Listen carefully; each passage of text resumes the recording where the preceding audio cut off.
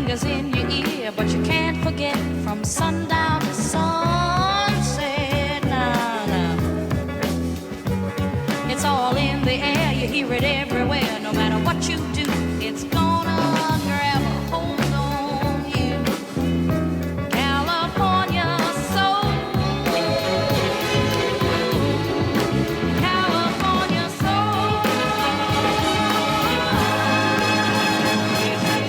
Friends, welcome back to Death Blart, the eternal podcast. My name is Tim Batt, and this year we've watched for the fourth time for this Thanksgiving special, Paul Blart Mall Cop 2. I'm joined by some other very special friends, if they'd be kind enough to introduce themselves. Hello, gents.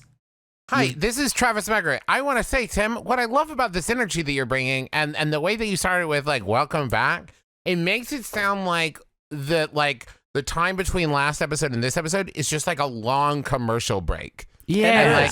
They're just, you're too, well, thank you for staying tuned to Tim, Cable. what everyone's life is between episodes of Death Blart is just prolonged waiting. I feel like I've been holding my breath, and I've been waiting to exhale, and now I'm going to do that all over the microphone. This is Griffin. I'm assuming people are binging at this point. Highly bingeable. This is just a bit like it auto-played this episode after you finished the last one because you're binging through them. Hi, I'm Justin McElroy. I'm the oldest brother of the three related people on this show that we have now shortened. Only do it once a year, but God, who has the time to say the full title of Till Death Do Us Blart? It's Death Blart. Next year, the intro will just be like, "Welcome to death." This is the boys. Hey fam, welcome to the DB. I'm your host, Justin McElroy. Listen, people are talking about this show so often, they don't have time to say the whole title. Thank you. What, yes. in this meme-scape blogosphere? Sure. They don't have time. So I feel like in the 2017 edition of this show, we should let Guy introduce himself. Yeah, Guy, say hi. Yeah, I'm also here just so everyone's, secure in the knowledge I'm alive and well and fresh off a screening of Death Blart. No, what's it called? Paul Blart Mall Cop 2. No, the name of the movie is now Death Blart 2. They've rebranded. Well, you're in India, so maybe in India it was released under the title Death Blart. That's right. Try as I might, I couldn't find a bootleg copy of the Indian screening of Till Death Do Us Blart 2, so I've just opted for Netflix's screening, which here in India plays pretty much exactly the same as it has the world over. I believe I'm probably the first tri-country screener for this film. Jeff. For sure. There might be some sort of hip jet setter who's just going around the Kevin world. James? It Probably could be Kevin James has just watched it. Yeah. crisscrossing the world, just sort of planting the movie like Johnny Appleseed. But instead of Appleseeds, it's very bad jokes he's doing. So last year, I feel like we got this revelation like halfway through that I want to see maybe it would be a good table setter where like in 2017, after like 45 minutes of discussing the movie, we all kind of revealed that we really liked it. And I'm wondering how everyone's feeling about the fourth viewing. The energy for the third episode started with us saying, like, guys, I love this fucking flick. Like, right. Guy was a little more reserved. To his credit, I think. History will show. To his credit, was a little more reserved with his phrase. I watched last time. Me, Travis, Tim, and Guy all watched it in the same room here in beautiful Huntington, West Virginia, in my living room. And it was a joyous time that we spent together as friends. I drove down just to watch it. This time It was really life-affirming. This time and I watched it. I watched it solo, set to the Dark Side of the Moon album, which I did not. I wanted a clean watch, a vanilla experience this year. This time I watched it at 6:30 in the morning while I folded laundry. And gang, I don't like this fucking flick. Oh, really? Teresa, I don't like this fucking movie. It's like literally the moment it started, I was like, I don't want to watch it. Teresa asked me. Teresa said, "What did you think about it this time?" And my response was, "It was like running into an old lover and now we're sort of friends, but the spark has died. That's very much how I felt this time of like, yes, we knew each other's bodies well at one point, man. but That's now perfect. it's just awkward. Now it doesn't know how to please you anymore. Yes, very much so. My like overarching like feeling about this watch, I got a lot of good belly laughs and a lot of new ones that I'd like to like explore for the first time. But the big thing that hit me that I couldn't like stop thinking about was the weight of the commitment we have all made with this podcast. Yeah. And it was specifically the scene where like it's opening up and giving you some establishing Vegas shots and it's playing that "This is gonna be the best day of my," and I realized I'm gonna have to hear that song at least once a year for the rest of my life until I die. And I got really, really, really existentially like fucking freaked out. I had. Well, I'll let you, Tim and Guy, you guys go. Yeah, how did you come down? How on was this? your watch? I just want to respond to what the feeling that Griff's got. I mean, it's maybe we're numb to it because we've been through the fire of having that week to week of having to return to a bad movie and that sense of commitment. But I relished the challenge. I did not have a good watch, you guys. I did not enjoy it. It was very late at night. I actually sacrificed my cell phone to the gods for this one because I took it into the bathroom with me and dropped it on the floor. And I tell you what, these new fucking Samsungs, they're a delicate beast. They're beautiful, but they're so delicate. And now my phone is smashed while I was streaming Paul Blart Mall Cop 2. So Kevin James owes me a cell phone. Yeah, that may be the worst moment any human being has ever suffered in their life, that they broke their new fancy phone while watching Paul Blart Mall Cop 2. Yeah, it was pretty much a low point of my existence on this plane so far. Also, before I throw to Guy for his reaction, I'll just add that just to add a little spice, because based on what you did last time, Griffin, I wanted to do something kind of special. So I was actually going to download the film and reverse it, like frame by frame, and watch it backwards, but I didn't get around to it. So instead, I just watched the first one immediately after the second one. Oh my God. So right now, I am like really sleep deprived because it's very early in the morning, and I was kind of up till 2 a.m. just watching Kevin James do his thing on a Segway. I didn't have a good time, guys. 0 out of 10. Guy? I can imagine watching the second film from 10 p.m. to sort of 12 or 11:30, 12 a.m. But to go through it at that late at night is it's classic Batt and it's commendable, Tim. Who was I lashing out at, Guy? You know, the only person I was hurting was myself. It's insane.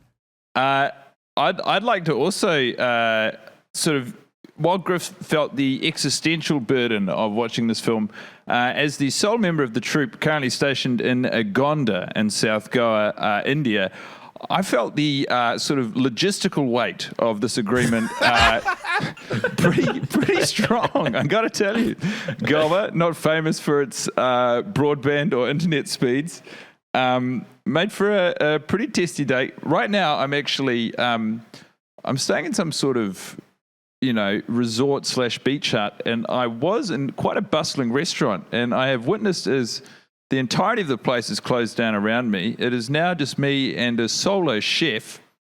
And I mean, all in all, what time of the day is it? It would be midnight here in India. What the? Okay. All right. So, we're all There's something all so doing poetic something. about what you've done, Guy. Midnight in India. It's just Midnight it's a in India, song. just you and Blart. That's Yeah. the subtitle. Solo chef. That's the subtitle of Paul Blart 3. Paul Blart Mall Cop 3, Midnight in India. I want to say I am angry at this movie for also a meta reason, which is now, Tim and Guy, you have both mentioned streaming it. I bought it on Blu-ray, had it shipped to me on Amazon because I was like, you know what, this year I'm going to check out all those special features. We got to Nice. talk about these features. First of all, I was really, really excited to watch the deleted scenes because I was like, oh, this is really going to open it up. There's going to be some stuff in these deleted scenes that's going to make so many things make sense. Each deleted scene is tops 5 seconds long. There is very little chaff on this flick, y'all. Every shot, every frame of painting, they had to use it all. They used only as much film as they needed because they didn't want those meddling studio heads coming in. There are some deleted scenes that, no joke, are just like a reaction shot between two reaction shots that are in the movie. Like, and they're like, that's getting on the Blu-ray. Like, it's amazing to me. Did you try to watch the bloopers? Yes, I did, Griffin. I felt like I was carrying a casket at a funeral the whole time I was watching these joyless blooperinos. Maybe Do you select Paul Bearer on the? Oh, they should call it Paul Bearer on the DVD. Good. The five of us are kind of Paul bearers on this annual watch of Paul Blart Mall Cop 2 until we die.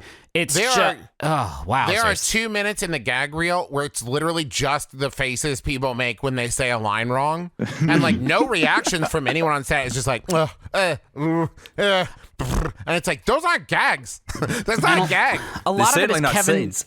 A lot of it is Kevin James eating things like a beast. Yeah. Every third blooper is him just like eating spaghetti with his hands, and everybody's just fucking shitting their pants. It's just voyeur footage captured on set. He didn't know it was being filmed. There is a gag in the gag reel that's just Kevin James demanding a bucket to spit the bite of food he has taken during a scene, like where he's like, they've called cut and he has this mouthful of food and he's like, can I get a bucket? And while waiting for the bucket, he just like displays the food in his mouth to the camera, like a 12-year-old. Yeah, he's like a child. Which is before we get into the. It's a shame. Oh no, you go ahead. Sorry. You go ahead. No, please. Go I was ahead. just going to say it's a shame that Kevin James undercuts all of his hard intellectual heavy lifting in the creation of the script and execution of Paul Blart Mall Cop 2 by showcasing this juvenile and childish sensibility in the blooper reel. Mm-hmm. I can illustrate for you all. I can't think of a more crystalline way to describe how much I did not enjoy the watch this year than to say that during the previews on the Blu-ray, there was a preview for Here Comes the Boom, the Kevin James movie in which he is a school teacher who becomes an MMA fighter to raise money for his school. And I thought, I'd rather watch that. And that's serious. That sums it up. That's a huge problem. Before we get into the recap of the film, which is usually what we do next, I wanted to mention this year that we have 2 sponsors for the episode this year. We auctioned off, I guess you'd say, this prestigious honor on Twitter. We have 2 sponsors kicking in a sizable chunk of cash to charities in West Virginia and New Zealand. So we are thankful to them. And who are they? Well, first up, it's The Rook and the Raven. They make high-quality, disc-bound Dungeons & Dragons gaming notebooks for both players and DMs. That's Dungeon Master, folks. Their Mischief and Misadventure campaign books not only feature a unique disc binding system that lets you add, remove, and rearrange the pages to suit your campaign. Sounds great. But they are also compatible with a variety of accessories and add-ons, such as wet erase overlays and spellbook card holders. You can see what all the fuss is about at therookandtheraven.com/deathblart and get $6.90 off your order by December 1st. Justin, some people out there might be wondering what Dungeons and Dragons are, and I think that's probably Guy in my territory, so I might chuck it over to Mr. Montgomery just to explain a little bit about how that game works. Guy, you're a seasoned D&D aficionado. That's right. And just lay out in broad strokes, how people can get introduced to the game, what it's all about, how you play. Yeah. I'll do it pretty quickly, actually. Such as my innate understanding of the game that I can describe it within 3 sentences. Dungeons. They're like prisons. Dragons, like dinosaurs. Together, that's a hell of a game, everybody.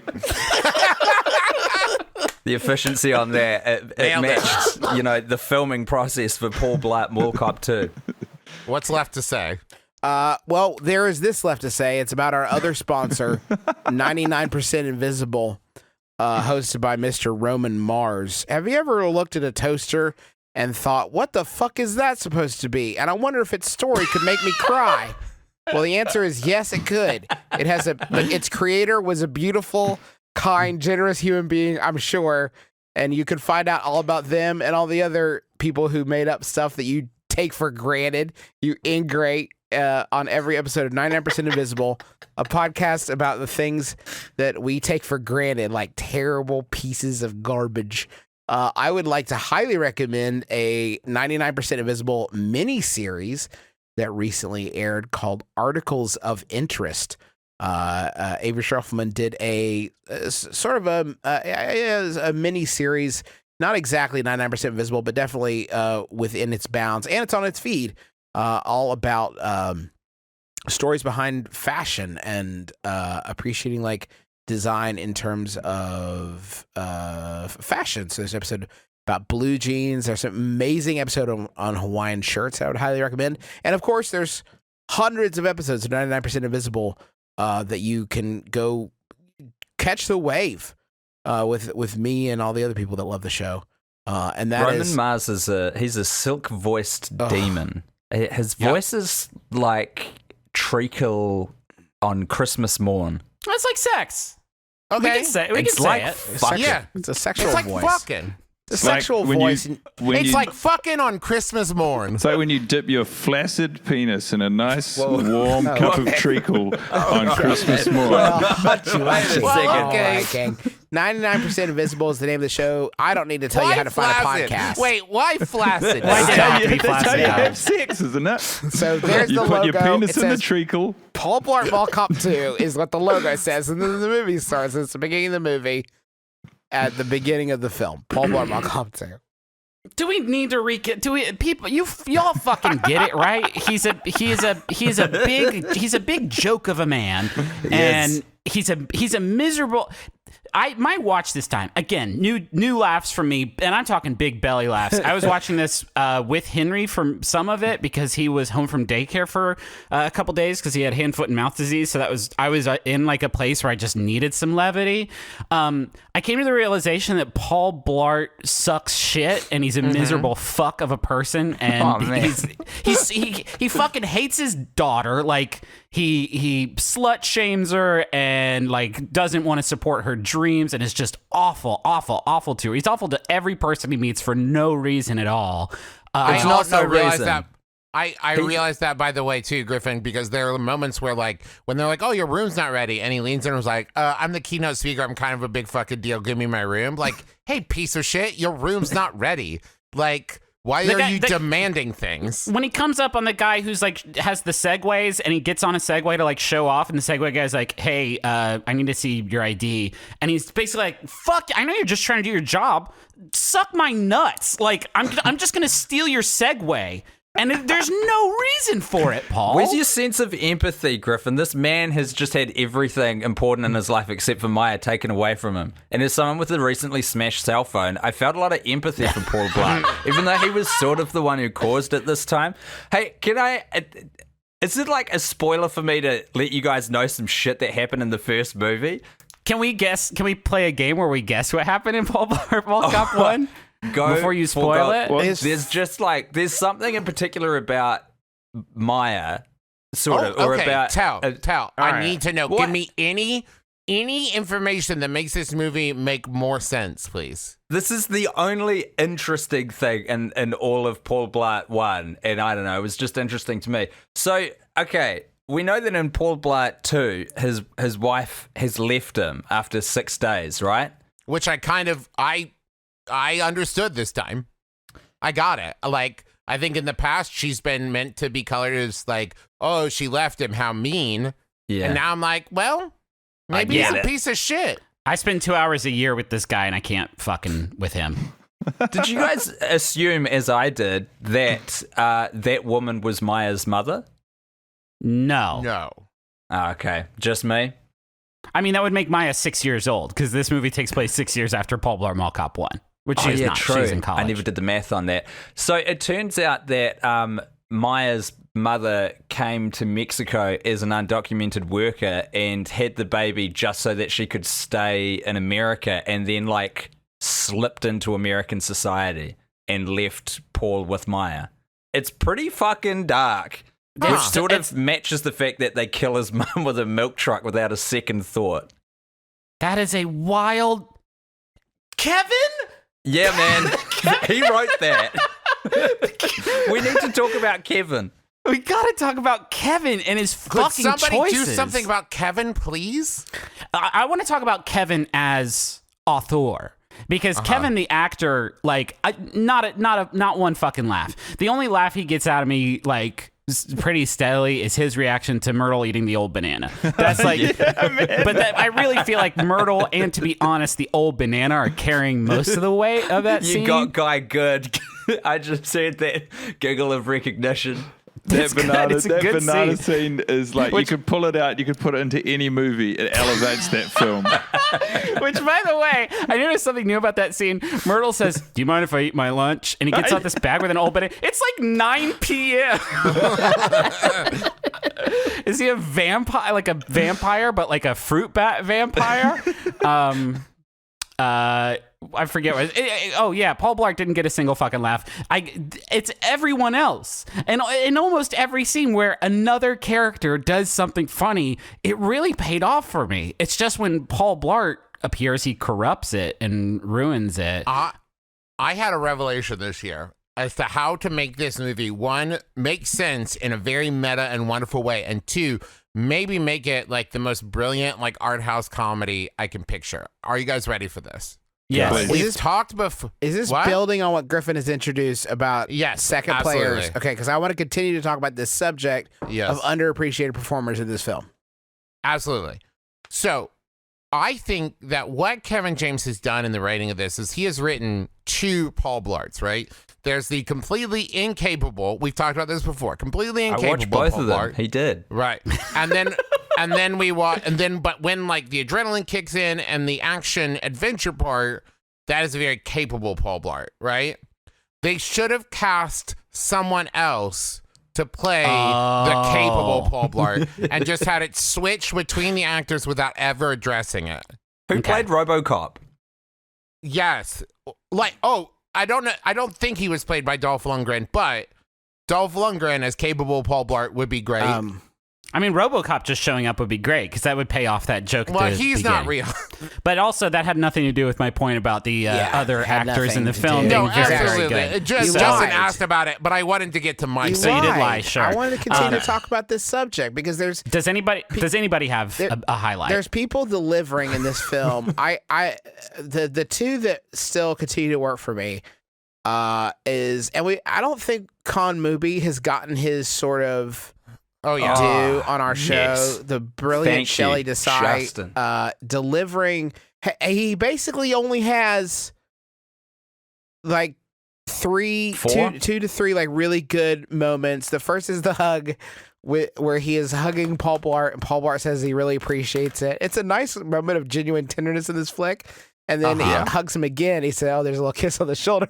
Did you see it? He's not lying. And I think it was an improv. I think that's something that he just added in the moment. And then it's when KJ he shows up went at the fight wearing a cape because he came straight from a haircut. Great, excellent comedy. Con, Isn't that great Con also world building? has a deleted scene that I actually really liked, which is, well, it's not about him. It's about everything else that happens right after the drone scene. But a little throwaway gag in there is that they're going to go do karaoke, and Con Mubi has told them that he used to open for Quiet Riot. It's just, that's all right. That got me. My other one, we have heaped praise on Anna Gasteyer and her performance. Oh, shit. I did want to touch on Gary Valentine as Saul Gundermutt.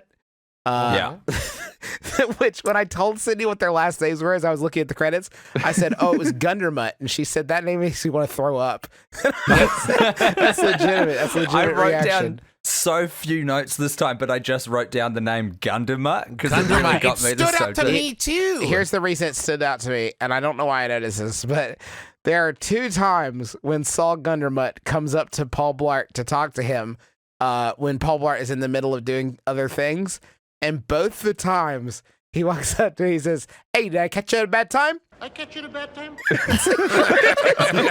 Both the times, fucking, like the first time I noticed it, I thought, that's a fucking weird thing to say to somebody when you walk up to him randomly. And then he did it a second time and I was on the floor.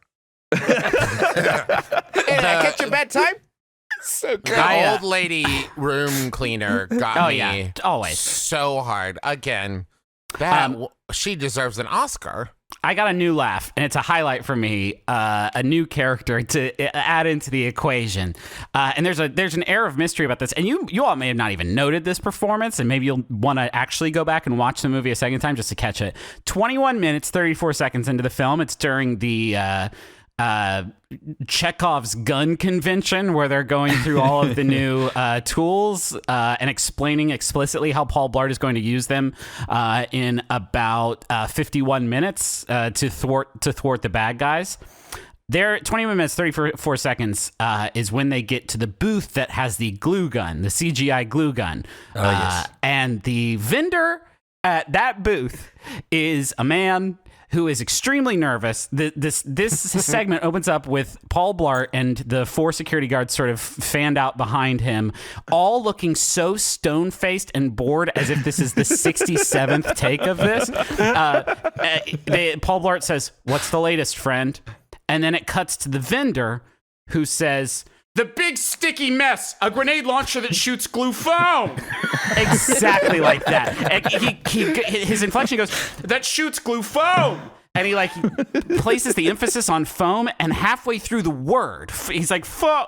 The camera cuts away from him and back to the crew of people who just nod sort of solemnly. And then it cuts away. It's 7 seconds long. The big sticky mess, a grenade launcher that shoots glue foam. Quality control of this so thing fucking good. is a nightmare. There's at the exact same the convention. There's a man who gets about 5 seconds of screen time, again approximately, and he says, "Marbles. You can't run with these under your feet. You can't even stand." And it's like, fucking dude what? got me the this dude's time. performance is amazing, but also like, So serious. why is this guy they're marbles, like real marbles, like colorful marbles.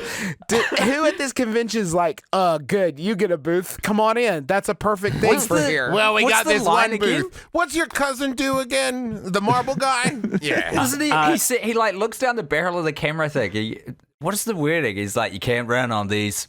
You can't even walk." You will trip a man on these later. You will trip a threatening man with these. Barely. That carries through to when the marbles are in action. It's the most feeble of all the weapons. All of the mouse get a moment in the sun, and the marbles kind of spill out the front of it. Well, and the glue gun breaks after the first usage too, which makes me think that these guys knew that they were selling a lot of snake oil. Just opening this up, they would use these items.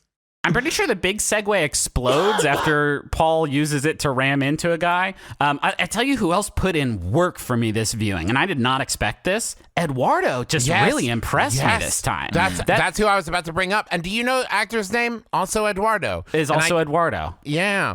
The line he says about like, "Why are you here?" And he says, I thought Minnie Kiss was playing." I laughed out loud at that. Like, his delivery on it is very sincere. Yeah, and the scene where Paul Blart's giving his speech and he's like, "If anyone could do this, then," and then it cuts to him like watching the speech and he's like, "Anybody could do this." Man, there's a there's a deleted scene with Eduardo proposing to Davina. Oh wow, they really went deep. Then that's when she flees from Eduardo to follow Paul Blart. And Eduardo says, "I know it's only been 4 months, but like," and then he proposes to her and she runs after Paul Blart saying, "Me amor." Yeah. And then that's what then leads to Eduardo on the rooftop saying, "You couldn't stay out of it, could you?" Oh, interesting. Wow, that one maybe should have been in the cut, I feel like. Yeah. Well, that's what I don't understand. That doesn't make any sense, that scene, how it is at the moment, because, shit. Okay, it feels like a fever dream because I did watch this late at night and then watch the first movie after it, so my recollection's a little scrambled. But, like, the way that the exchange happens, Eduardo's like, "You should have stayed out of it," and then Paul Blart says, "They've got my daughter," and it's like it hasn't undone the information that Eduardo has in his head. It's just added new information, but suddenly he's on board with Paul. Yeah. Also, in that final confrontation, he gets shot in the fucking spine, and in the next scene, he's like, totally okay. There is no battle damage on Eduardo as he like befriends Paul Blart in the denouement of this scene. He just got shot in the fucking back, and now he's like totally good. He's unkillable. Speaking of secondary characters, I did pull up IMDb to remind myself, and you know Hank, who's in the movie, who shoots at him in the suitcase? Sure. Yeah. Henk. Hank. According to IMDb. His name is Henk. Hank. There is a typo in the credits that has been transcribed to IMDb. It has to be. I watched it with subtitles. That's the dude's name. Man. He's German, maybe. There were so many good bits, right? And it's all people who aren't Paul Blart. And then Paul Blart dips his fucking snoot in, and he's like, Windershins, Chicken Chow Lane. And those jokes are so bad that they make my balls go up inside of my body. My least favorite in the entire film is she's saying he should come to L.A. Say, yeah, if I want some smog on my earthquake flakes. Like, fuck off, dude. If you're not going to write a joke, just have him say, I'd rather not come to Los Angeles. No, thank you. I don't think I'd enjoy it there. I feel like I'd rather not. What's happened is the subtlety and nuance of this great bit of joke writing has maybe flown over the heads of the brothers McElroy. Los Angeles is a town famous for both smog and lying on a fault line. And so he's used the writing device of metaphor, wherein he's suggested that these sort of, geographical or meteorological faults are some sort of breakfast meal. And he's framing it in a way to make it sound desirable when in reality his intentions are for it to sound incredibly undesirable. And that is why I was tickled pink by this brilliant piece of writing and comic execution. Boys, is it possible that we are not giving Mr. James enough credit? No. And the reason Let me stop you there. He was co-writer, right? So all the funny things that everyone else did, he did, but he didn't write anything good for Paul Blart. It's like Kevin James is the shadow man torturing Paul Blart from outside of the script. If I can, I was actually, if we can make it a little more serious for a second, I'd like to have a serious discussion with you all for a second, because Sydney pointed something out to me as we were looking at the credits. She said, what does this, like, Kevin James wrote this movie. What does it say about Kevin James?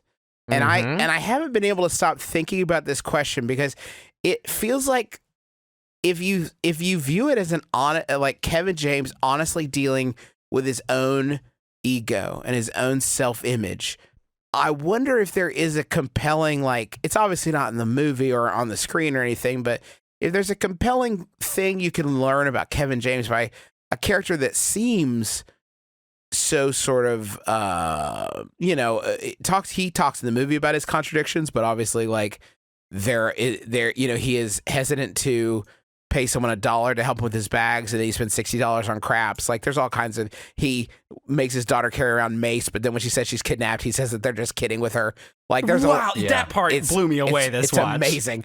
But, like, he's someone who sees himself as sees himself as a superhero, is occasionally superheroic, and then is in the next breath like a garbage person that is despicable in every sense of the way. Is there something you can learn about how Kevin James is sort of feeling about himself by paying too close attention to Paul Blart Mall Cop? Just quickly, absolutely. I hope not. I'd like to paint a brief overview of how I visualize the writer's room for Paul Blart Mall Cop 2.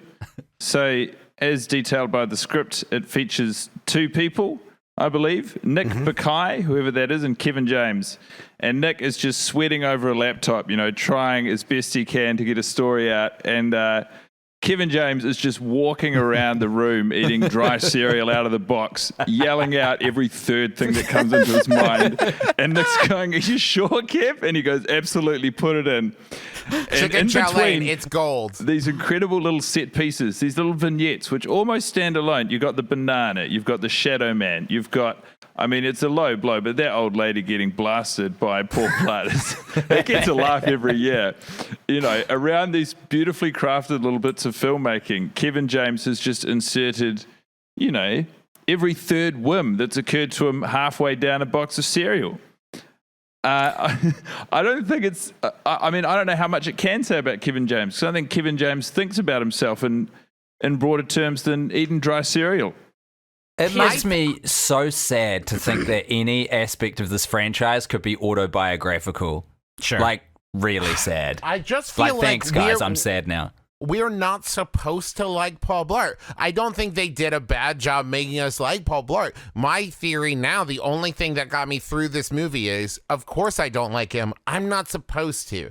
Because so much of what we enjoy in like the comedy in the movie is his failure and his like how bad he is at everything. And like him, he gets kicked by a horse into a van, and that's like the button. I want to continue to support this theory as somebody who is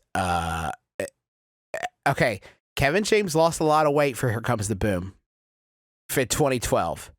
Then he makes Paul Blart Mall Cop 2, and he appears to have regained a considerable portion of that weight. I think that there's some self-loathing in the portrayal of himself, and the reason I say that is, if you look at there are actually two portrayals of women who are I think larger than the typical actress that you see in a film like this, with his daughter and the other officer, Donna, who are like I said, larger than the typical actress, but are not in any, or at any moment is that played for laughs. Like, I was actually thinking about his daughter's performance is actually really refreshing, because she's it is not the that is not the actress that you would normally see picked to play this like sort of ingenue role in Hollywood classically, and yet with a love interest and a love storyline that is not a joke. It's not a joke. Weird. It's like, and she is so good every year. She's fucking great. She is great. She's so consistent. Guys, sorry, I know you're winding up to something, Justin. I don't want to burst the bubble, but I have a feeling that may have been in response to the feedback they received from the first film. Oh, fuck. Because there is a scene that unfolds inside the Victoria's Secret, inside the mall, between two patrons of that store, one of whom is not the typical Hollywood actress, and dear God... there would have been a letter or two. In some ways, it's good, though, in one of these movies, because you've got a very self-selecting audience, and they don't seem like the kind that would, I don't know, write letters or kind of kick up a fuss about anything. You did go see Paul Blart Mall Cop too. I mean, some of the blame is with you. For the few who did get in there, I don't think they would have been leaving the cinema very happy with the depiction of that woman.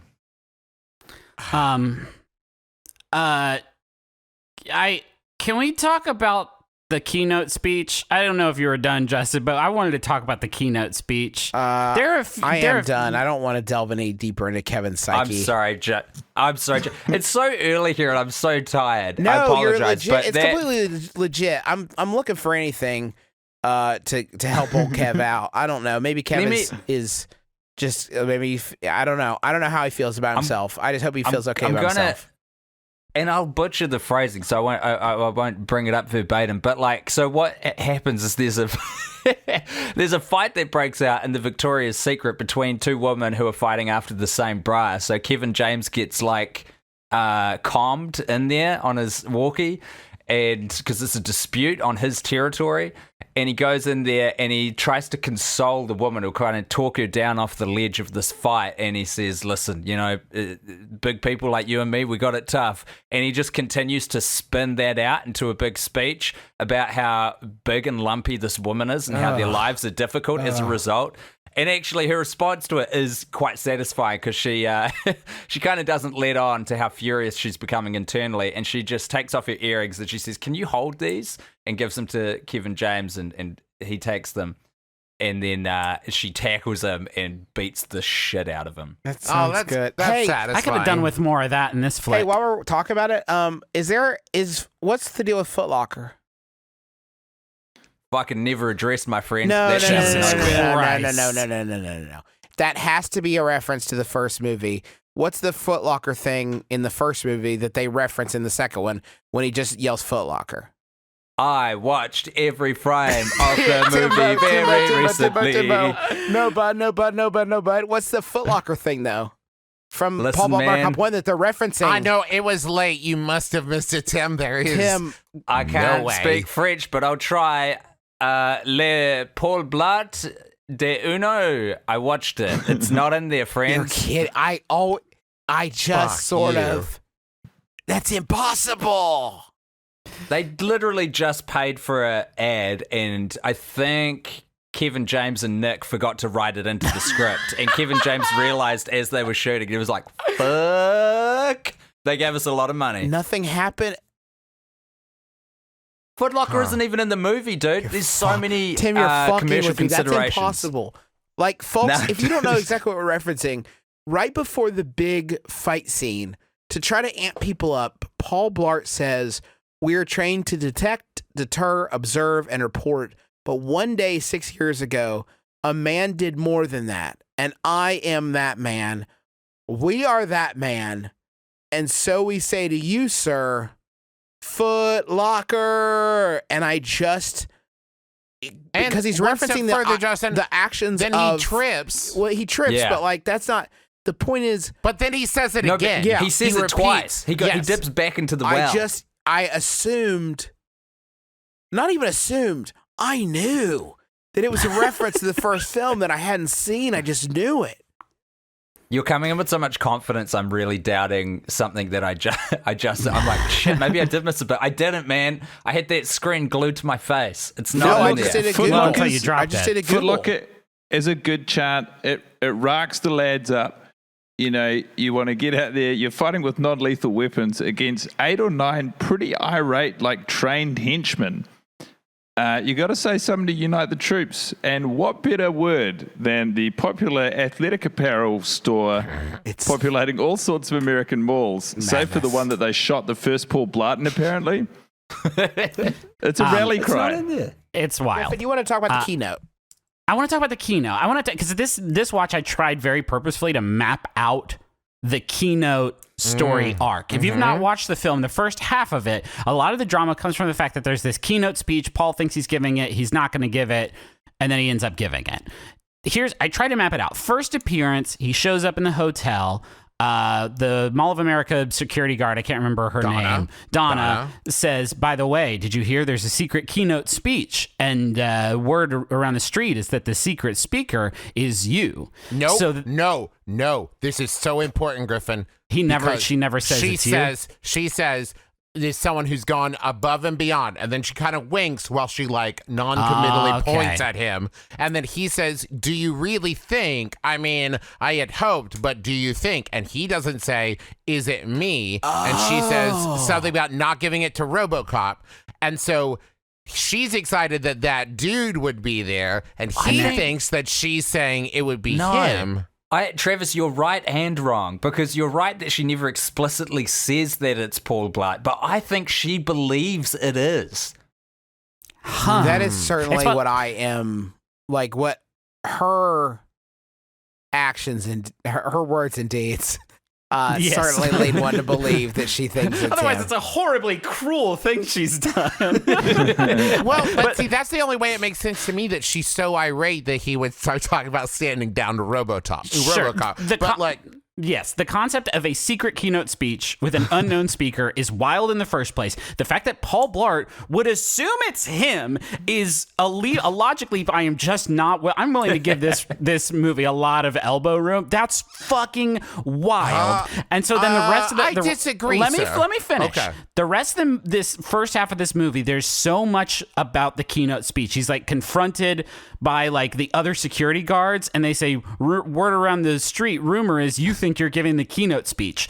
How did that word get around the fucking street in the last 9 minutes since Paul Blart found out he was giving it? And then he gets hit by a car, and he's laying on his back, and Maya leaves the room to like go party without him, and she's like, "I'm sorry about the keynote speech." This is a thing he didn't know existed 18 fucking minutes ago, and this movie is playing like sad boy music over this tender moment of her apologizing he's not giving the keynote speech, and then he goes out to give the keynote speech, and Gundermutt goes out to introduce him and says, "I know you all were excited for the other guy," and it's like, for this secret keynote speech. What's up with the fucking keynote speech? What's the purpose okay. of a keynote? I thought it was to draw people in. Yeah. Yes. I had this thought watching it, right? Because to disagree with you, Griffin, what the fuck did this other guy do that is better in the annals of security guard history than saving an entire mall from like a team of robber terrorist people? I don't know what happens in the first movie, Tim. Maybe you can shine some light on it. But for Paul to assume he's going to be the one, it's like, yeah, I would think so. Yeah. Maybe That's there's fair. a Paul Blart Zero, and there's all of the questions we have is answered Okay, in yes. that, like a zeroed floor of Paul Blart. You mentioned And it's set just in a footlocker, and Nick's there, and he's a hero. You mentioned Griffin the first time he runs into Saul Gundermutt and finds out that he is not going to be delivering the keynote. I want to touch on that scene for a while because the pacing on it is baffling. He finds it like Saul Gundermutt says, "Yeah, it's gonna be Nick. It's gonna be great." And Paul Blart is heartbroken, and then Nick shows up and is hostile to Paul Blart for no reason, as we've just addressed. At that moment, he then, like, as he's getting bullied, mid-conversation, he sees someone selling Segways and goes over to steal one. It's like there's no connection to this confrontation that he has just had with this person, and also the huge disappointment of finding out he's not giving the keynote. Both of those like narrative beats are flushed into the toilet so he can ride a Segway and get hit by a car, which is great. It's just like there's no building on the momentum that they've created narratively for no reason. Are we asking too much? No, I think here's a behind the scenes theory I would like to posit.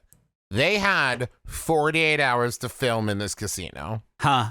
And so they were like, well, we were going to have 3 different scenes where he finds out he's not the keynote speaker, and then another scene where he's confronted by Nick, and another scene where he rides a Segway. But we don't fucking have time for that, guys. So we've got the one scene to cover all 3 of those story beats. Yeah, Let's I do buy this. that. This is I totally buy the that. first film that ever got access to film on site at the Wynn Resort. So Yep. it had to be a pretty limited shooting window, if I had to guess. Well, I would say that it's probably because it's not an ideal shooting location because of all the like dimensional rifts all over the place.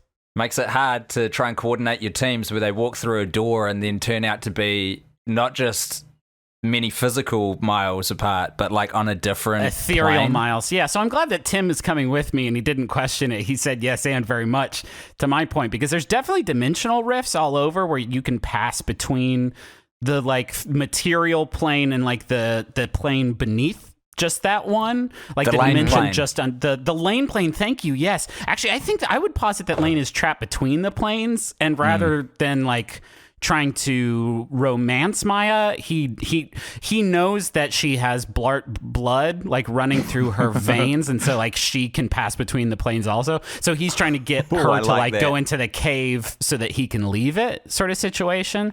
But Then he does fall in love with her. I do want to make that clear because he chooses not to. to let her, yeah. Yes. Okay.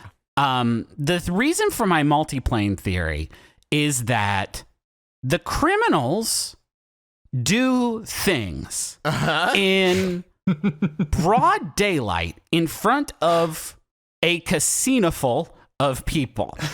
There's a moment where Hank is chasing after Hank, Paul please. Blart. Hank. I said it That's what he said. correctly. He said Okay. Hank. Hank is chasing Paul Blart. Paul Blart comes up with this plan to get in a suitcase and go down. It's not funny. It's not funny. It doesn't make any sense. It's classic Blart, It's right? funny when you say it. No, what's funnier is that Hank goes to the bottom of the staircase where he will soon be brained by a Samsonite. But before he does that, he pulls out a gun and just empties a clip into the Segway. Just shoots a Segway in the middle of this casino lobby. The only way he can do that without getting seen and the cops called on him instantly is because he exists on a plane where the rest of the casino goers cannot see him. I feel like the same that, way, and Griffin, this- by the way. He pulls the gun out in front of Myrtle as well. And Yeah, Myrtle's just like, okay. Myrtle doesn't see him because flinches. Myrtle's on our plane. Speaking of these planar shifts, that might explain why Paul Blart thinks that he can lie and tell Myrtle, the shipping man, that he works for shipping internal affairs when there is a patch on this man's shirt that says he does security at the mall. Like it says Right. He it shows right to there on Myrtle. his fucking shirt. There's two scenes that back up my plane theory. One, the whole bird fight.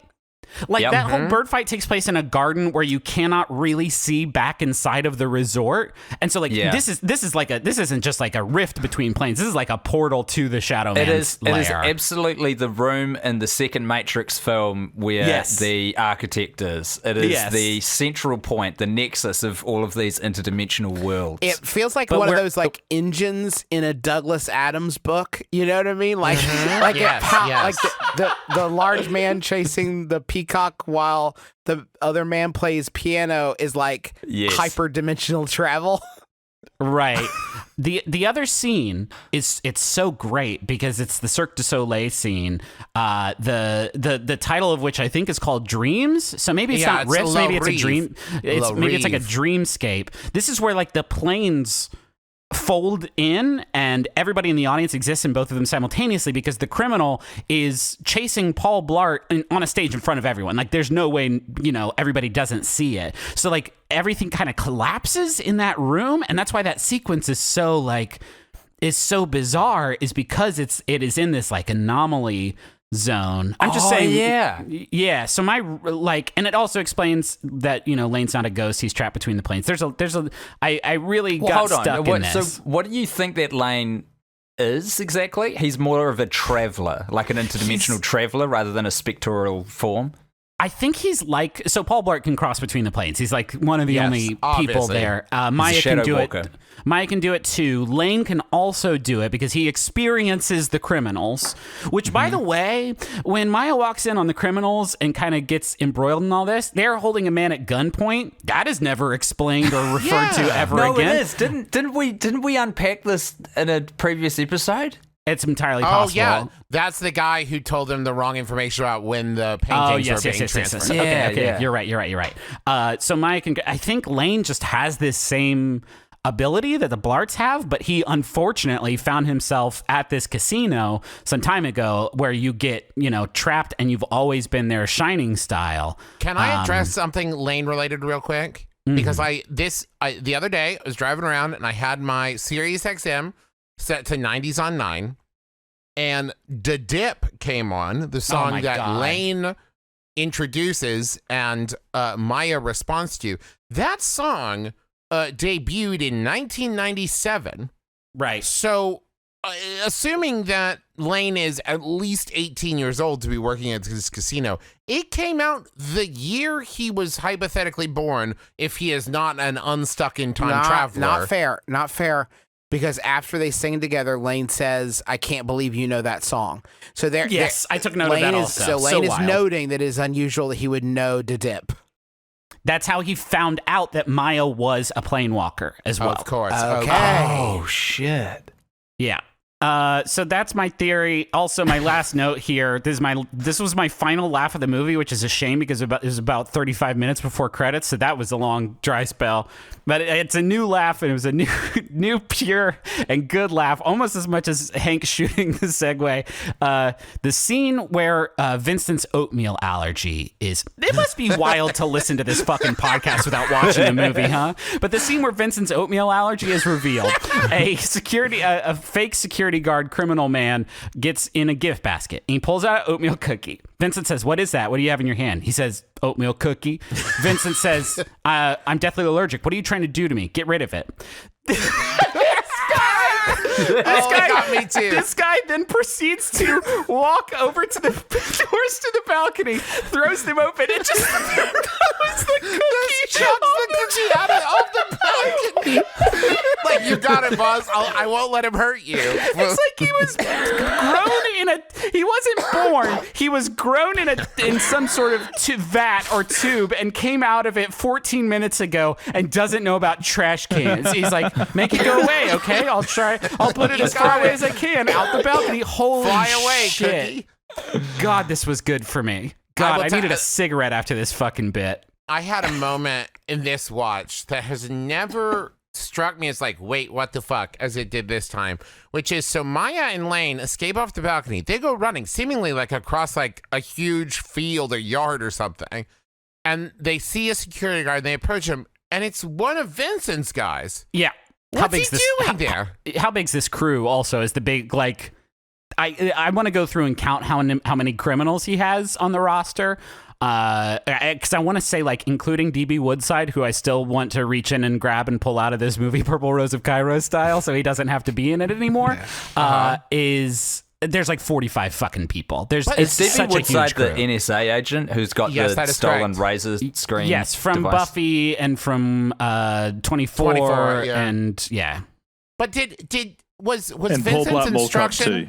and Paul Yeah, Blart Yeah, Mall Cop. you forgot. Was Vincent's instruction to this guy like, you go and just stand by those doors in case the two kids we have locked in our penthouse suite, which has got to be, I don't know, 45 floors up, shimmy down some like sheets and try to go in that door? Vincent has more henchmen than ideas.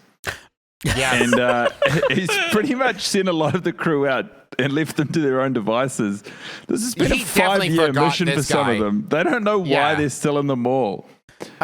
You got a lot I of also- shadow plane walkers who are sort of obliviously walking between the two planes of existence. So they're chaos agents because they don't necessarily have any agenda anymore. They just so happen to be blindly walking to and fro as interrupters to the base of the action in this film. Guy, what needs to happen for them to be freed, do you think? I think Myrtle's got the right idea. I think you got to eat your way out. Yeah. I thought that I might get some clarity on this movie and be able to bring something special to the show by looking at the trivia for this film. I learned a couple of things. One is that Jayma Mays, who played his wife, couldn't do the movie because she was filming Glee at the time. Oh my God. So she was written out of the movie, and that is what happened with that. But they didn't just write her off. They so spitefully removed it's her so and made her to be a integral to the baddie. film. I implore all of you to cast your minds back to the writer's room I described. Right. Kevin James did not take to that scheduling conflict well. You can't be in my movie? Fuck you. I do have some other, but the bigger thing I want to report is that our people have infiltrated the trivia on Paul Blart Mall Cop 2 in a big way. Great. A few little factoids to know. The hosts of the podcast Till Death Do Us Blart have dedicated their lives to watching this film every Thanksgiving for the rest of their lives. That's 49 of 52 found that interesting. 73 of 73 Is it people, not? 73 of 73 people found this interesting. A producer has stated that a character called the Shadow Man was going to appear in the film. The character was going to be a godlike being who put Paul Blart through his trials. After a great amount of discussion, it was decided they removed the character, seeing the studio wanted to keep the film grounded in reality. That, folks, is an utter fabrication is just sort of thrown out here in the trivia, which is supposed to be sacred ground. It's supposed to be hallowed ground. 5 of 5 people found it interesting that the piano man in the bird scene is actually the Shadow Man. The character was going to kill Paul Blart in a brutal fashion and was going to have more screen time and a backstory. It was taken out due to director Andy Fickman wanting the movie to be more lighthearted. So there's a couple of different theories. I feel And they're like we all are true. producers in some way because what are who else is promoting this film right now in Kevin any way, James. shape or form except for us? I don't think he's moved on, man. He had a comedy special pop up on Netflix I saw this year that I did not watch, but it's there. And he's been making movies semi-annually, it seems, since this came He's got out. Kevin he's Can moved on. Wait, too. We haven't. He's got his own. He's got Kevin Can Wait. Yeah. There are 2 more things in this movie that I would like to address. One, the ridiculous moment that, there's so many things to unpack about it, but I'll just say when the guy who moments before, maybe an hour tops, was super drunk enough to pass out, couldn't do the keynote.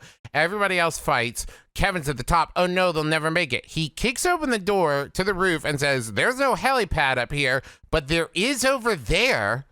And he has grabbed the grappling hook gun and fires it across to the other side. It's another one of those scenes where they need 7 things to happen, but they don't have time to put 7 scenes in the movie. So they're like, okay, we'll use this guy. We'll say that he's not drunk anymore. We'll say that him and Paul have patched things up. We'll say that he knows everything that's going on in the last 15 seconds on the roof. And where the helipad is. He knows where the helipad is. He knows that there's criminals doing crime here, and he knows that they're over on the helipad. He went ahead and got the grappling gun. I'm grateful for that. I'm grateful for the shortcuts they took to deliver this at a crisp 94 minutes runtime. Because you can imagine this being, if they had to go through and actually like explain in real terms all of the stuff that's it took us so long to figure out the whole criminal plan and how the layout, the floor plan of the hotel works alongside the story of this film. Like, I'm glad they didn't tell us that, because it'd be 2.5 hours. Here's the second thing that I realized, and this is a huge revelation, and it's right at the end of the movie, but you can't convince me I'm wrong. Paul Blart has moved to California with Maya.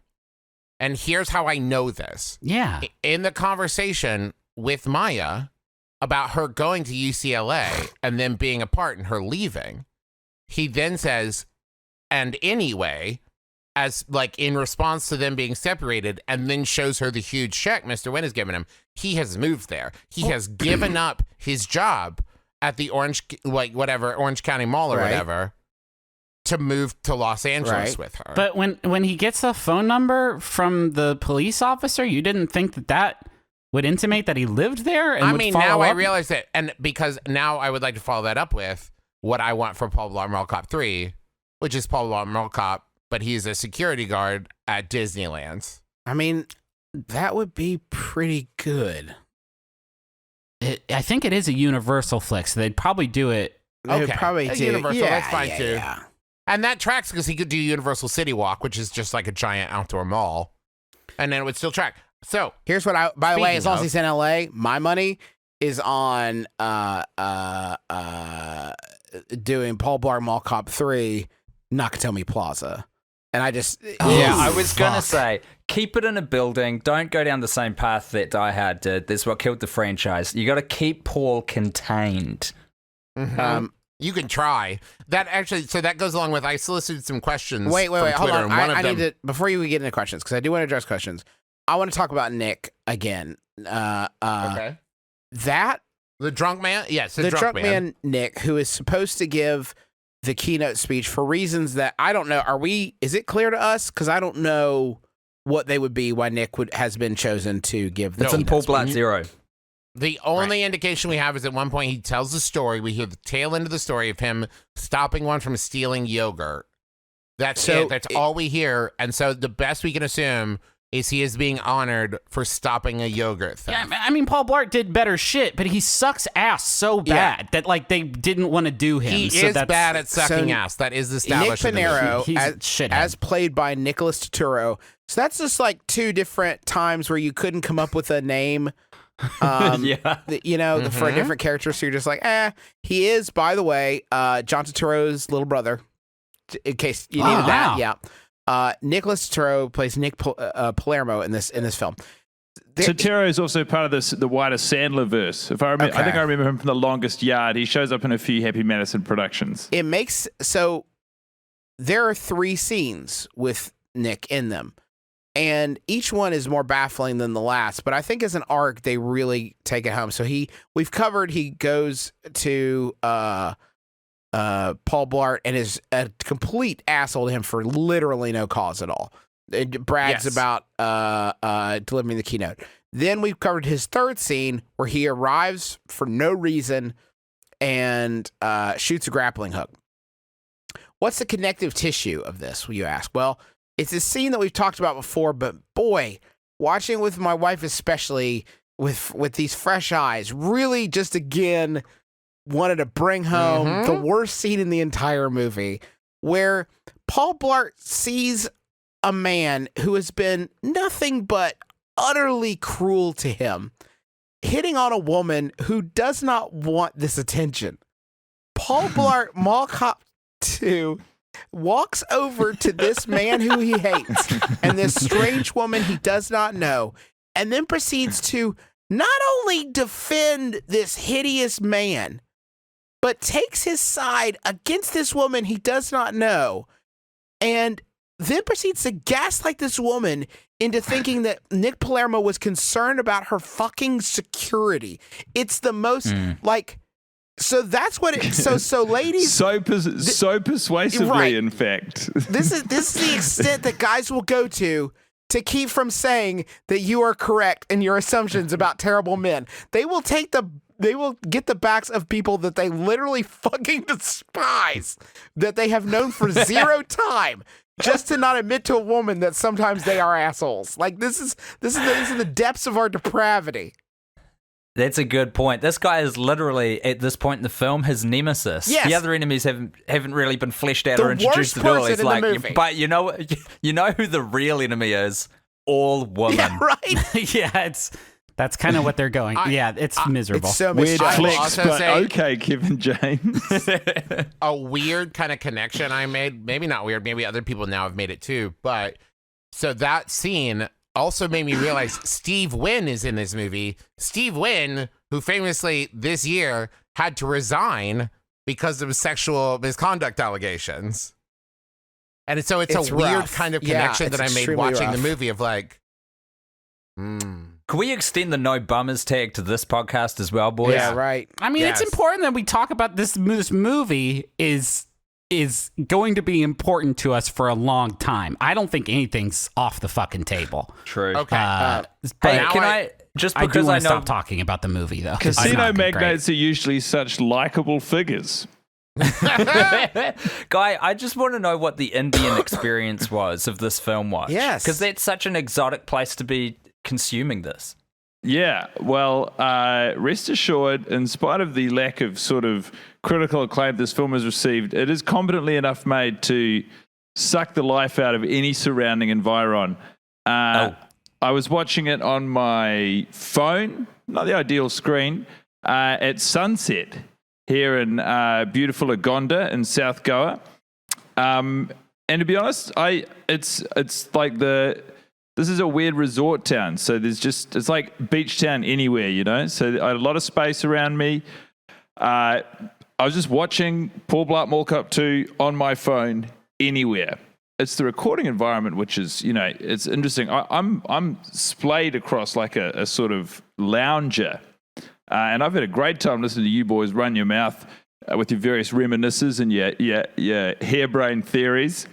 I mean, Paul Blart Mall Cop 2, it's not going to be great anywhere, but it is watchable anywhere, you know? This year, India. Next year, who knows? I thought that was true because I tried to get my wife Zoe to watch it with me because I was like, I got to watch this thing in bed anyway. And so I said, you didn't watch this with me last year, right? She's like, no. And I was like, okay, cool. You were in Huntington, West Virginia. And she tried and got 6 minutes in and then said, I'm out, and then turned the light off and rolled over and went to sleep.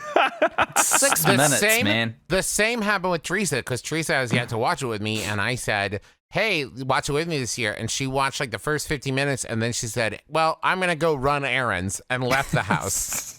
And what she did have to say, Teresa did make the observation that the soundtrack to this movie is very incongruous with the rest of the film, which I could not agree with more. Did you try and explain to Teresa that 50 minutes in is when a lot of the conflict that's been introduced is going to start, you know, being unfilled and then eventually resolved?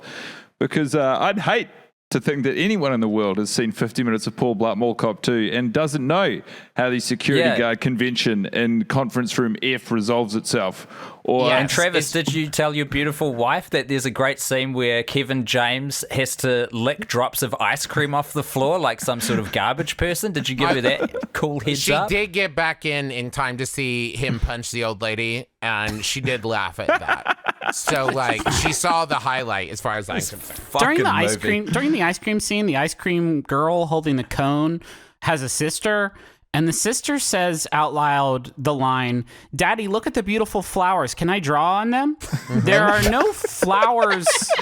There are no flowers. Okay, good. There aren't any flowers. The flowers aren't there. Well, But moreover, if flowers were there, what the fuck are you talking about? And beyond that, the father responds by saying, "Not now, sweetie." On the phone. Daddy, look at the beautiful flowers. Can I draw on them? Not now, honey. Daddy's on the phone. Go with mommy.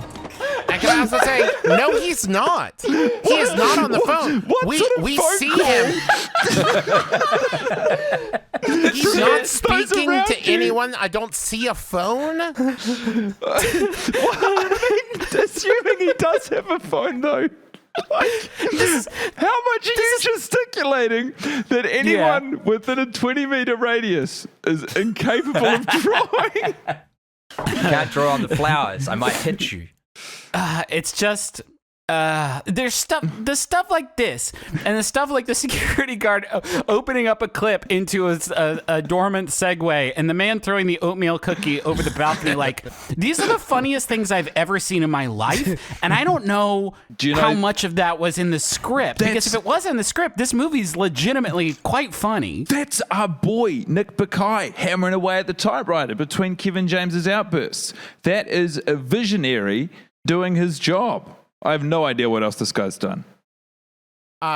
So we have some questions. He was that the I wanna voice make of. sure we get to. He was.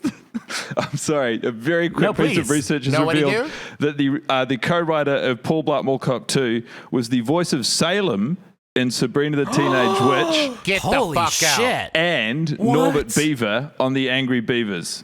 Get Oh, out. Fuck, shit. Slam dunk. I just Okay. smashed out the Netflix version of Sabrina, and I tell you what, that sassy talking cat was the thing I missed most from the Yeah, Melissa for sure. Joan Hart years. For sure. So Questions. Maria asked on Twitter, does the movie pass the Bechdel test? And if it does, is that a sign that we need a new Bechdel test? and let me assure you, Maria, I watched it this time with that in mind. No two women ever speak to each other in this movie. I don't think two women are ever on screen at the same time. No, there is one where Donna is fighting the other woman, and they like make eye contact, but no dialogue No is shared. words. Wow, that's true. Wow. What's the opposite of the Bechdel test? That it truly has to be true. Like a movie has to be like The Bechamel truly test. just the Bechamel test, where movies are particularly fail that Bechdel test pretty fucking hard, about as hard as you can. It ain't The, easy being cheesy. The Sandler question, I think, is the opposite of the Bechdel test. The Sandler paradox. Sherry asked, what booze pairing would you recommend to match the mood and themes of this fine film? Methylated spirits.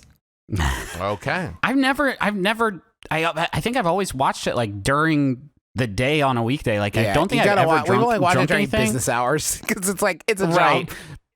It's a job, but like and this is not a joke. I feel like I get drunk off this film. I feel giddy, and I feel like I just watched something that took place in another universe, and my head kind of reels for a bit. I don't know if anybody else gets that phenomenon. I'd just No, like absolutely. to say, as someone who who watched the film accompanied by 2 Cuba Libres, which is a rum cocktail, you're not going to go wrong with that combination.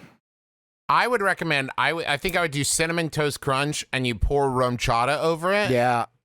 Or And then like just eat that. or on a Kevin James and eat it straight out of the box. Also that. Vash asked, if you could play a character in the movie, who would it be? Oh shit. I wouldn't want to Myrtle. Yeah, I was going to go I would want to Myrtle, be but- Vincent. I really like that character, and I think that what Neil McDonough does with it is really good. But you don't want to take it. That's the thing. I don't want to take it from Neil McDonough, right? Like I don't want to take the shoots foam. I don't want to take that dude's shit away from him. The way you So I would described say- his delivery sorry. of that line suggests he needs that as well. Could you give me that one more time, Griffin? I'm just going to set something up so I can make it my ringtone. Yeah, sure. Let me know when you're good. I'm good. The big sticky mess. A grenade launcher that shoots glue foam. No, okay. I don't want, let me finish. I don't want to take that guy's job. The person who I would want to play is fucking Paul Blart, because I'm not saying I could deliver those lines and physical humor gags a lot better than Kevin James, but I would sure know how to stop telling a joke after telling one joke and having it land, like him saying, "Did you smell that guy? He smelled like vanilla and cinnamon." That's kind of a funny, weird thing to say, and then he keeps going with it for like 15 seconds and just strangles the life out of it. I would just stop. Like, I think I could do that a little bit. He seems better. like Kevin James constantly seems like he was waiting for everybody filming the movie to laugh. And so he just keeps talking because they didn't man. laugh yet. That's sad because his background is stand-up, so you're probably right. Oh, man, that makes me so sad. Oh, I'm getting like a tightness in the chest thinking about Get off this it, damn Tim. film. I'd quickly like to say, not that he needs defending, but while none of his delivered or written lines were necessarily funny this screening, I thought Kevin James's physical comedy was it's top notch. Yeah, he's gifted. He's without gifted. peer, incredible. Yeah. I will also stand by Not Today death and him coming out of the water. That's a solid moment that I will always enjoy. It's big. It's big. It's a big moment. It's not for everyone. Justin, do you have? I don't know. I was gonna say when we were filming our TV show, all 6 episodes of it, the first day we were filming, we noticed the crew a couple times trying not to laugh because the crew's not supposed to, and we told them like, it's okay, we don't really care if you guys laugh. It helps us know if it's working or not, and it's it's okay if there's the noise of people laughing on the thing. And then we immediately regretted it because then the rest of the show was like, well, they didn't laugh that time. That was just deciding to not laugh. They just didn't enjoy it because they know they're allowed. So we fired all them and started again with a new crew that they were forbidden from laughing. Hey, I want to be Shadow Man, and I know that's big, but he's so beautiful on that piano. So Okay. fucking I'm sitting good. here- You'd have so much to carry, though. I'm kind of tripping out because I'm thinking about people, not to say nothing of like my individual prowess, but just like anybody that I would want to like, oh, you didn't really capitalize on this role. And there's almost no one, guys. Like there's almost no one who's like not like note perfect in what they're doing. It's just everything else has failed them. Yeah. This question is from Rebel. Favorite line? Least favorite line? I could hands down my least favorite is Chicken Chow Lane. Chicken Chow Lane sucks. Every fucking time. Is that worse than Windershins, which is a garbage word that doesn't mean anything? It means like turning left I think No, it doesn't. or counterclockwise. That's Widdershins, which is right. which is We've talked only about barely a this word. before. Yes, Yeah. Chicken Chow Lane for sure is I the think worst line. my favorite line is probably, if I want some smog on my earthquake flex. Come on. That's really good. It's a pretty good joke. Hey, Guy, can you explain why? I'd like to think I can, but I will resist the urge. Damn it. My best line is right after Maya has supposedly like been kidnapped and disappeared, and Paul Blart gets the cops to come in, and they're sort of going down a list of questions like, "Do you have money? No. Are you famous? No. And do you have a wife? No." And then one of the security guards just out of nowhere just says, "Does anybody love this guy?" That's my favorite line. It's very good. I very much enjoy the Vincent line of "Let's see if I bankrolled the right NSA agent." There's something about that and the delivery of it that's you're being really ironic weird and though wonderful. at this point. You're not choosing the line that you think is really the best. I think that could be the line that would make you laugh the hardest because it makes you fucking think. Like, Yeah. what's the plan, and why would any criminal say this out loud instead of just thinking it? No. You're right. My favorite line is, "I'm deadly allergic to oatmeal. You're trying to kill me." There's that one I enjoy immensely. Yeah, my weak point is on my left kneecap. I think for me, my favorite line is also the worst line in the movie is while he's in the middle of playing craps on a really hot table. And then after the craps are done, someone off screen just says, like, for about this distance, "Oh, the fat guy ruined it." It's like, what? Yeah. Are you sure? They clearly ADR. I've never seen ADR. This is cyberbullying, right? Right. Because it is ADR, so it was done in post. Yeah.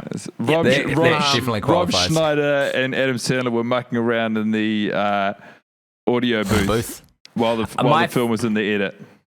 I reckon my favorite line, and maybe it's just the loaded anticipation that I know what's about to come, but it's when Myrtle says, "Do you mind if I eat my lunch?" Because it is both such a weird response to finding out that someone from the Department of Internal Affairs is here to check on your work. Like your nervous reaction is to sort of shrink back into yourself and get really hungry. That's not something I've experienced before. And then, of course, we know that moments away from him producing a fully decayed banana, you guys. It is at its final stage of existence. It is not Banana just is great. already a funny fruit. It's a great segue then into Seth said, "What do you think the very old banana was actually made of?" And then someone named Aaron asked Bob Clendenin, who played Myrtle, any insight here, to which Bob Clendenin responded, "Sure. Prop guys put fresh banana in an old skin. Still gross, and I ate like a dozen of them because Andy Fickman is a sadist." Oh, so Bob like, Clendenin, what a hero. What a fucking pure transaction we had just there on Twitter, the worst Did platform someone in the from our universe. show ask, was this prompted by Till Death Do Us Blart? Oh yeah, definitely. Yeah, this is inspired No, by this Till Death this Do Us came Part. up organically, and we found the answer. There are a lot of people who got right into the banana when this film came out at the cinema. It's a fucking good scene. Honestly. You love that fucking name. It's weird to think about when we make this show. Like, if you like knew the premise of the show, it's weird to think that the fact that like I would be totally stoked about anybody who is in that movie knowing the show exists and listening to it and enjoying it, except for probably Kevin James. And I don't even think He's the only one. Everybody else crushes. I even think Kevin would like. Maybe there's a part of Kevin that would be like, "Yeah, you got me on a lot of this stuff, boys. You got him. You got Kevin. On this one, you got him." Were we okay with Kevin last year, though? Yeah. He would maybe appreciate the fact that now 4 watches in, because we're definitely the only 5 human beings on Earth who've watched this movie 5 times, is when you start to see stuff like the man throwing the oatmeal cookie off the balcony, which is hysterically funny, and nobody paid attention to it the first time because they were trying to follow the plot. That's where That's you go true. wrong. It's a tone piece. It's not. You can't follow it. It's a tone piece. You can't follow it in a linear fashion. Becky asks, "Can you do some fashion commentary this year?" And I just want to say real quick, because it is specifically called out in the movie, Maya's bathing suit, it's a great bathing suit. Yeah, It's a great bathing suit. I And enjoyed that bathing suit a lot. Immediately It's great. followed by Paul Blart saying, "That's too. What are you doing? You told me that's Victoria's too risque." Secret. Yeah, it's That's the joke, right? Because it's like a one-piece bathing suit? Yeah. Okay. So A perfectly reasonable fine bathing Joke suit. is hugely I generous. actually have a Joke is hugely Yeah, generous. I actually have a note here, and this is not a joke. It's like six notes down, so it's close to the beginning of the movie, and it just says, "Paul's aquarium shirt fucking sucks." He's got a shirt that just looks like an aquarium, and it's too much. It's too loud. I could save myself a lot of face by not waiting in here, but full confession, before you waded in with your written note, I'd made a mental note that I reckon I could do that shirt.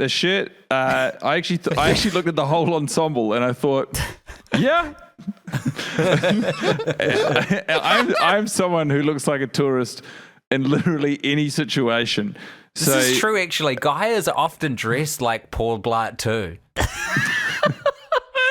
Like, seriously, you're about big colors, flashy patterns, kind of interesting synthetic fabrics like polar fleece and polyester. This is a bit, and you love a short.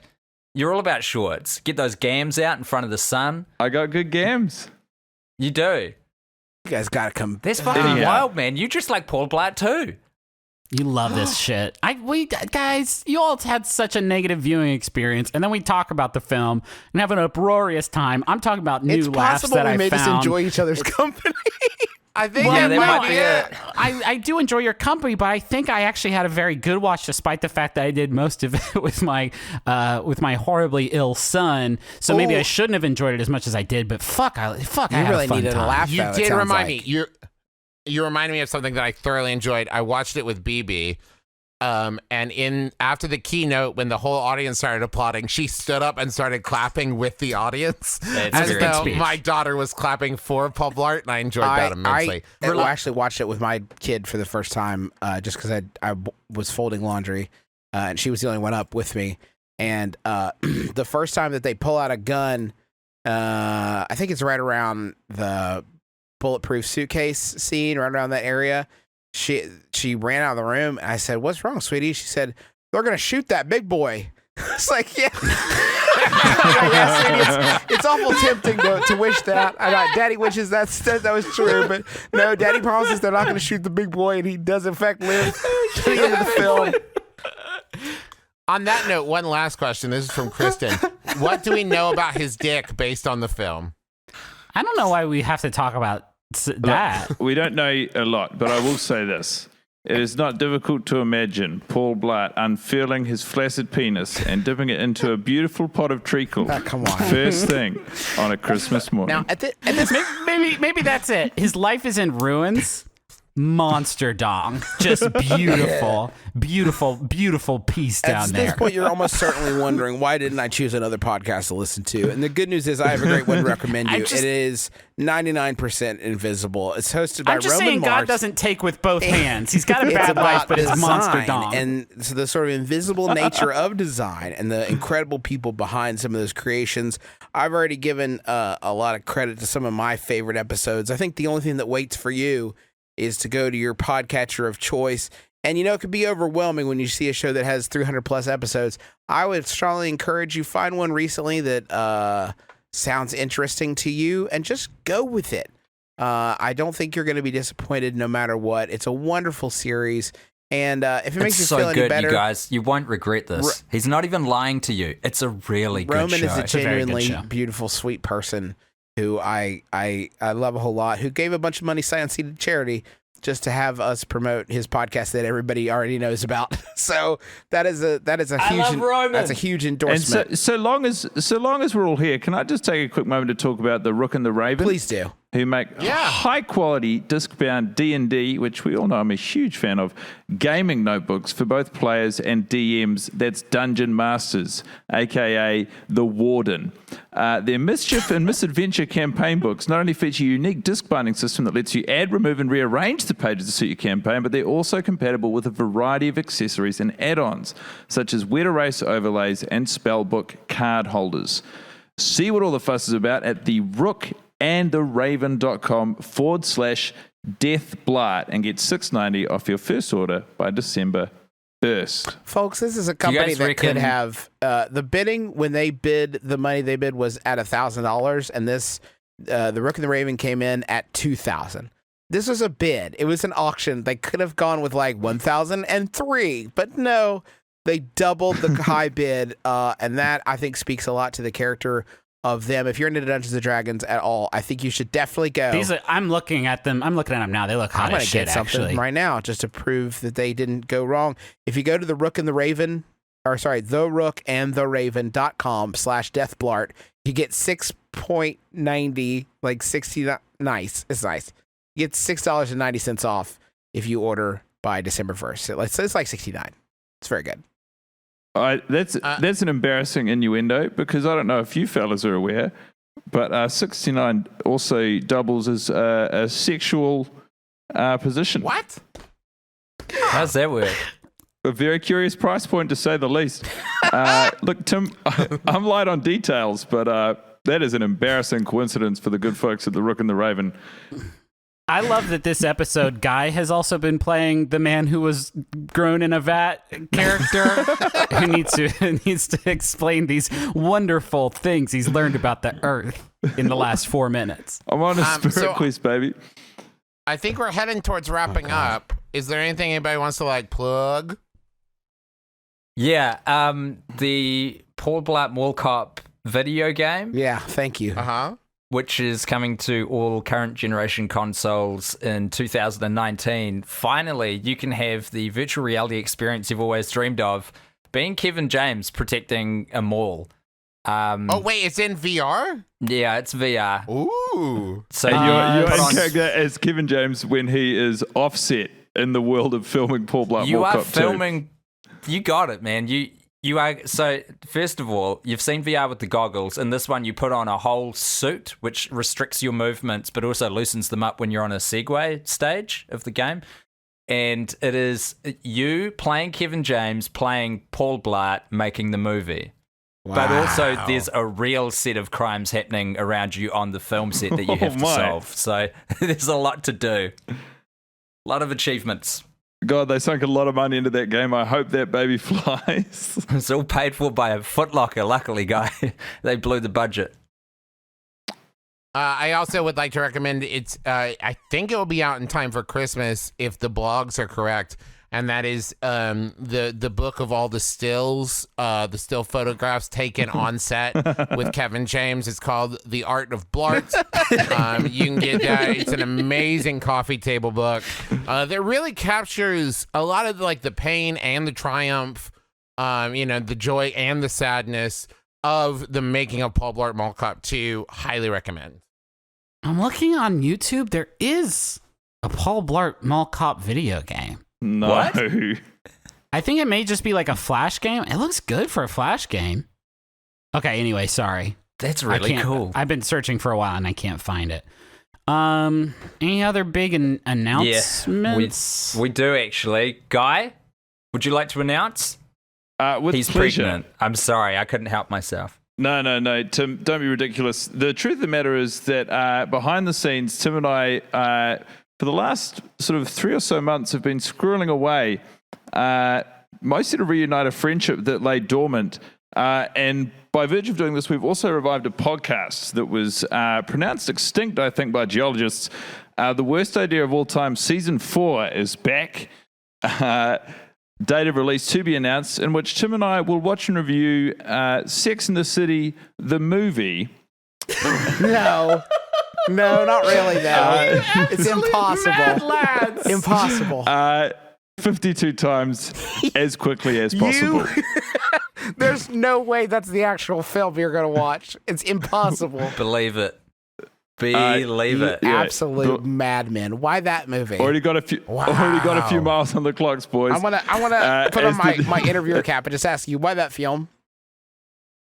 I guess it's embedded in some deep sense of self-loathing and nostalgia. You could have I'm gone so with sick Grown of Ups 1, people though. asking why. You could have gone with Grown Ups 1, which I bet it would be more pleasurable. We've already seen it. We've seen that movie. We knew what it was. Plus, stop asking why, people. Why do you do a podcast where you keep reviewing the same movie? Why'd you pick this movie? Hey, man, you know what? The world's a crazy place. Things happen. Yeah, Get on Tim's your right. Segway, Fuck you, deal with Justin. it. Fair enough. This has been so fun. It's just a shame we don't get to do this every week. What a treat, as always. Thanks for listening. Kidding aside, we don't get a lot of opportunities to promote this program. So if you want to give us a rating and a review and help us out with that on iTunes, and also do the same for Worst Idea of All Time. If you enjoy the show, there's never been a better time to get on board because you're going to start getting new episodes soon. So go subscribe to that. Buy Justin's book as well. I bought it and I love it. I bought it for my wife, but now I'm reading it. It's called Sawbones. It's excellent. Yeah, please buy the Summons book. It's on Amazon. Thanks. Oh, along those same lines, we do a D&D podcast called The Adventure Zone. Now, and Guy, what is that? Well, the Adventure Zone is a podcast wherein various different people or beings, you're not going to believe this, they go on various different adventures, detailed in audio form and captured and released to the internet at the Adventure Zone. So This pretty much fucking does guy did not exactly read the book. what it says on the tin. Well, so we made a graphic novel out of the first Adventure Zone balanced chapter, and we got a second Who the one. fuck is listening to this that doesn't know that already? Okay, but you can 3 New pre-order the second one Zealanders. yeah, you can pre-order it at theadventurezonecomic.com. Great. You right. boys, you're so cranky and lovable. It's so nice to talk to you. I hate Paul Blart so much. Don't watch the first movie. Don't watch the second movie. Just listen to the McElroys and Guy and me. Let's have fun out there, you guys. The world's complicated. Keep it simple. Just retreat into your podcast and we'll see you all in 12 months. All right. Before liftoff, is anyone making any changes to the person to whom they have bequeathed their responsibility? Oh, yes. No, mine is still Stuart Wellington. I don't think I had one firmed up. I actually had a discussion with Maureen Johnson, young adult author who is fucking fantastic. She was on our live read for the Taz graphic novel, I think in Boston, I want to say, for our Boston show. And we talked about this podcast. We talked about Worst Idea of All Time. We talked about Paul Blart Mall Cop 2. And I could tell that she would be a trustworthy steward. So I offered, and she accepted. And then there was the signatory. We got all the stamps required. So that's where it stands. Happy to hear it. Excellent. Well, Griff, it's well known that you'll be the first to fall. So it's nice to know that we're going to be in good company come that devastating day. Guy, who's yours? Look, whoever I tagged last year, I can't remember who it is, but they can. Didn't you claim you would live forever again because you're a little bitch who wiggles out of things? Tim, did you pick James A. Caster? Somebody did. I don't know. God, he's got a new. Hey, as long as we're plugging shit, he's got a 4-part stand-up special on Netflix that is the fucking best shit ever. Oh man, I caught his new show. Oh, this is ridiculous. Why are we talking about it? But I saw his new show, Cold as Only Hate Myself, 1999, and it's going to set your world on fire, my friend. I can't wait. I just want to say before you close out, I can't stress enough, don't watch the movie. Like, you might have listened to us and be like, oh, that sounds so bonkers, I have to check it out. Do not. I disagree. Don't. I think it's fun. Don't watch. It's a fun time. Yeah, watch it. It's a fun Good flick. Good flick. Good flick. Good friends. Good fun. And as we say every year, not today, Death. California